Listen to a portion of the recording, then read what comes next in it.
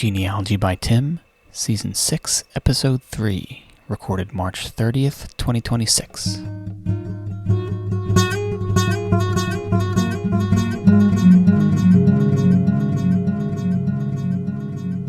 I'm Tim of Genealogy by Tim G.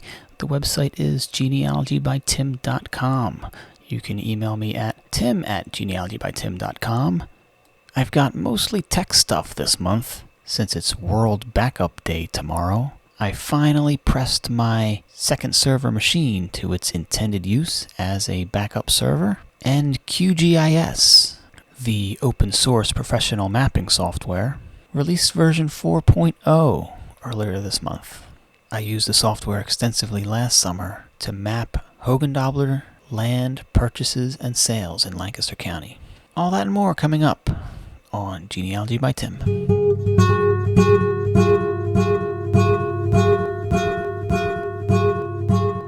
You may recall it was almost exactly a year ago that my server was down for 2 weeks.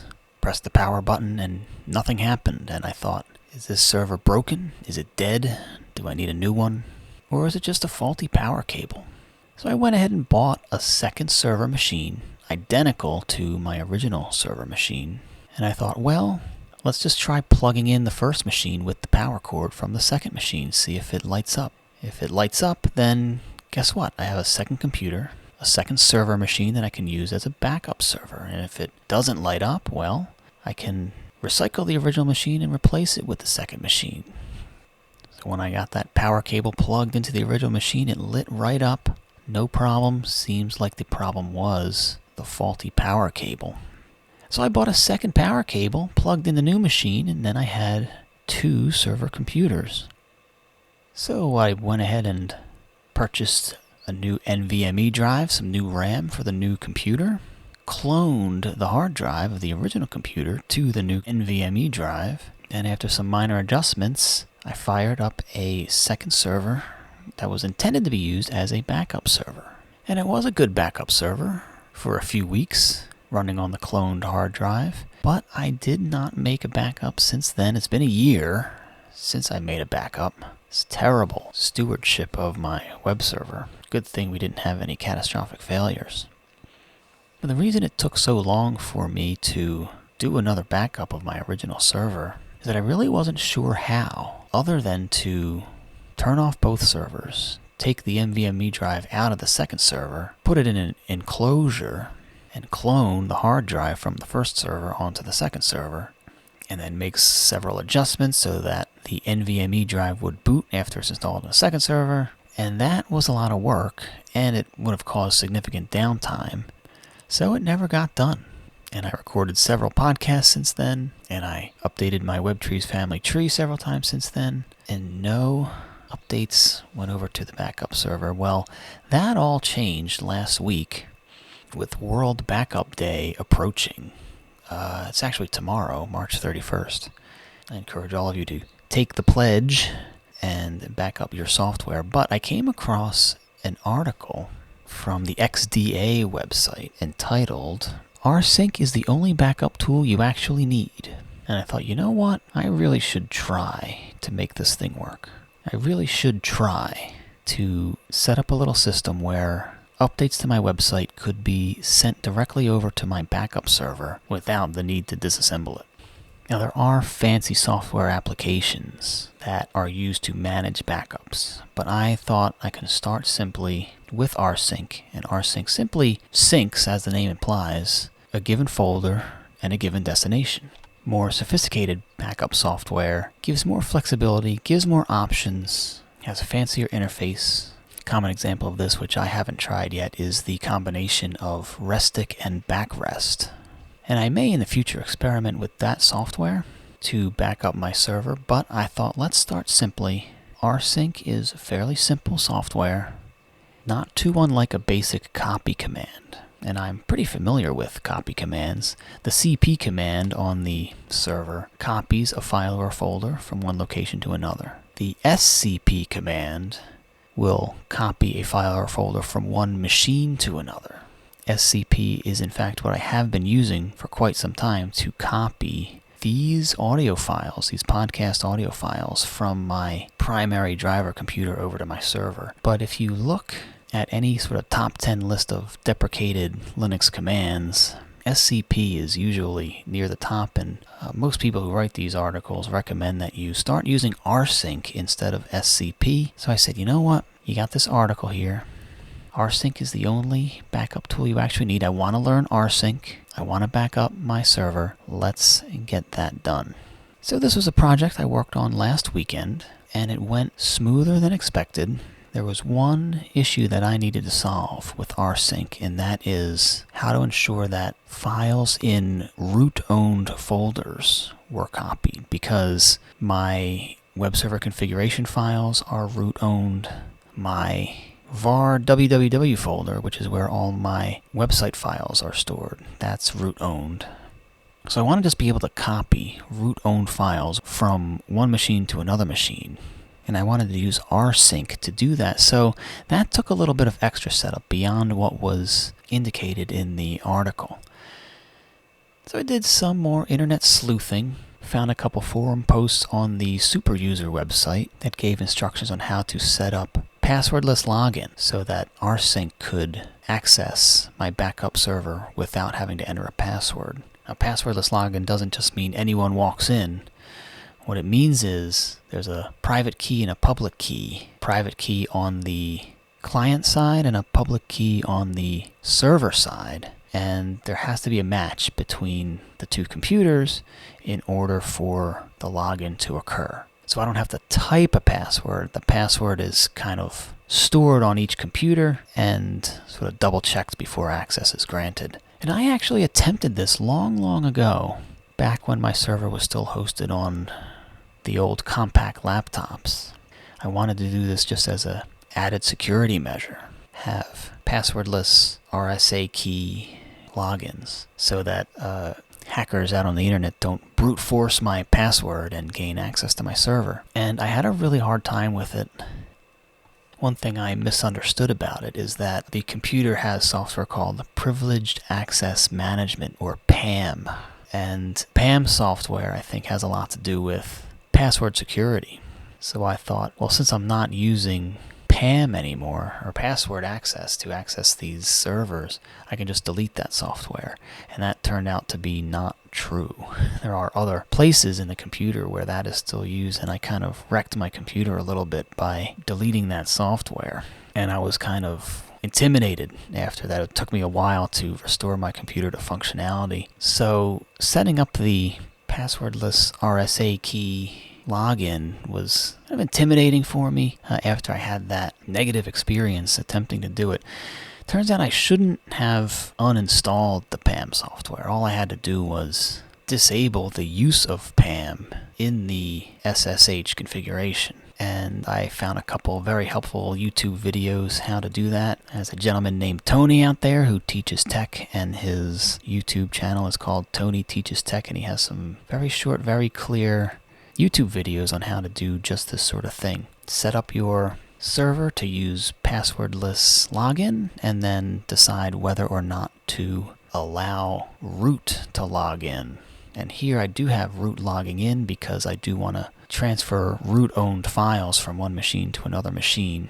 So this was my project last week, and I got it all set up, and I was kind of proud of it, and I was able, for the first time since a year ago, when I set up the second server, I was able to back up files from my original server machine to my backup server machine, including data that is displayed on my Genealogy by Tim website and in my WebTrees family tree, as well as server configuration files. So that now this would be a good thing to test at some point, but with any luck, the backup server is fully functional, so that if my original server breaks down, all I've got to do is switch the IP address in my router from my original server to my backup server, and it should function just as the original server did. And then what is displayed on the website would depend on the length of time that has passed since my most recent backup. But I think, since March 31st is the official World Backup Day, and it will have taken place after I've posted this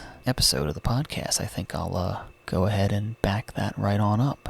So just another tip before going ahead and backing up your web server is that it's best to do if the server is stopped. That is, the Apache software, the Nginx software, and the MariaDB database software should all be stopped so they're in a static position as the data is copied over to the new server machine. What you don't want is for the copy process to begin in one state and then have some changes occur to the database as the material is being copied over, because then there's going to be an inconsistency on the destination server machine. So you just have to stop everything. Your website's going to have to be down for maintenance for a little bit, depending on how long it takes to transfer the content. But once all the content is transferred over, you can start your server software again and your database software, and you should be good to go.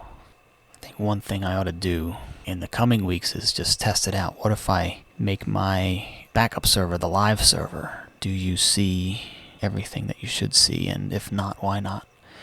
But that is what I did last weekend. Kind of proud of what I was able to accomplish. And it makes my data safe in case of loss to have 2 different copies of it. Now, for World Backup Day, they recommend the 3-2-1 rule for backups. And this is, I'm reading off the AI overview from Google here. It says, the 3-2-1 backup rule is a foundational data protection strategy recommending you to keep 3 total copies of your data, 1 primary and 2 backups, stored on 2 different types of media, with 1 copy stored off-site. So you should have your primary data, you should have 1 backup that you have easy access to on a hard drive or somewhere, and then you should have 1 backup off-site. Okay, this new server kind of satisfies the local hard drive component of the 3-2-1 strategy. I should have an off-site copy of this, perhaps on the cloud somewhere, just in case, let's say, suppose the unthinkable happens and my apartment burns down. I don't have an off-site copy of my data yet, but getting rsync running to clone my original server data over to my backup server, I think that's a huge step in the right direction. So go ahead.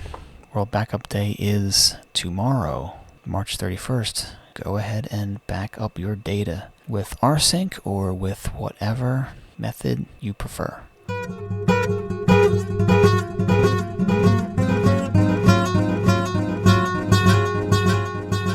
In other tech news, QGIS has released version 4.0, and this happened about 3 weeks ago. And the big advancement with this new version of QGIS is that it depends on Qt 6 rather than Qt 5, as was the case in the previous release 3.44.6. And this made the use of it a little bit inconvenient for me. I am a Gentoo Linux user. Gentoo Linux has deprecated Qt 5.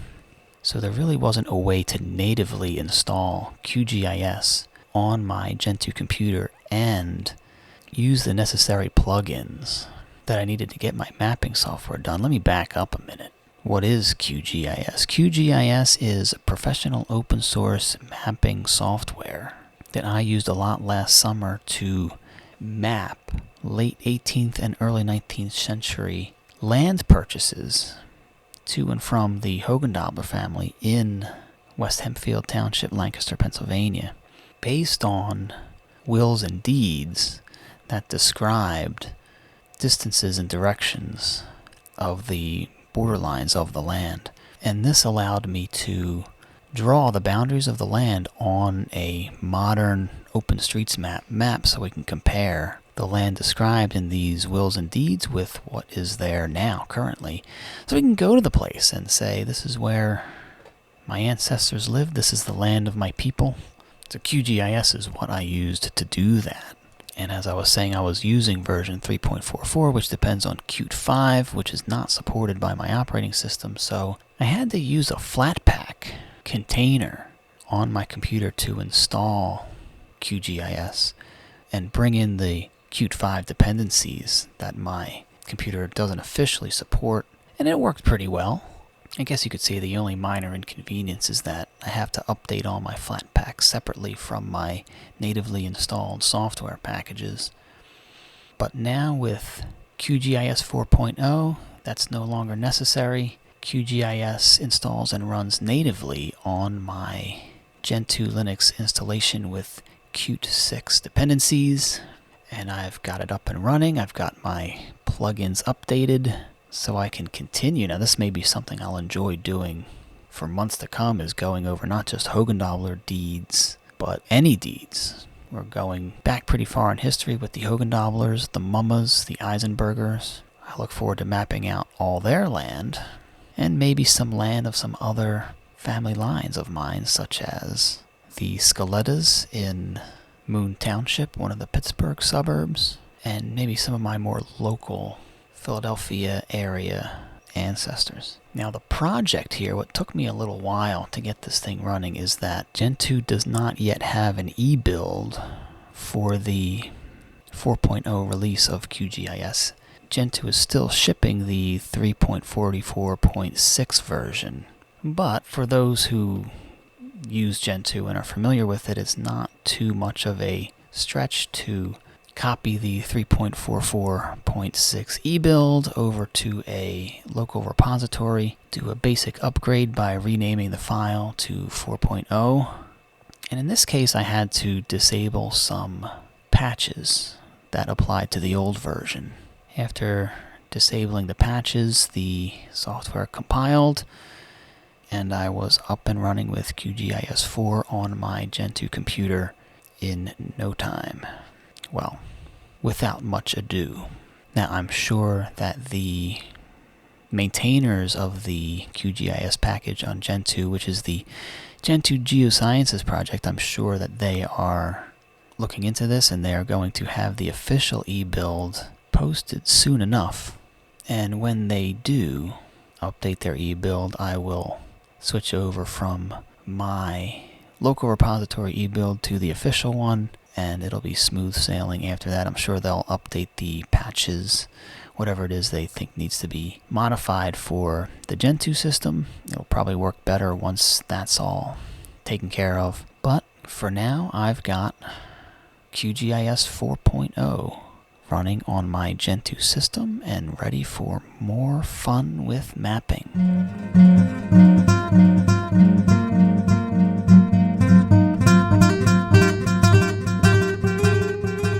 Apologies to my genealogy-minded followers who aren't also tech people. This was a very tech-heavy, genealogy-light episode. One final note here is more of a genealogy interest. I did start in earnest work on the updated form for the PALS, Pennsylvania Ancestors Lineage Society application for the Genealogical Society of Pennsylvania. I was nearing completion of this application last year when the society changed the format of their application form. And the most obvious change is that they changed the format from portrait to landscape, which is a great help because now there's more room per line to enter more detailed source information.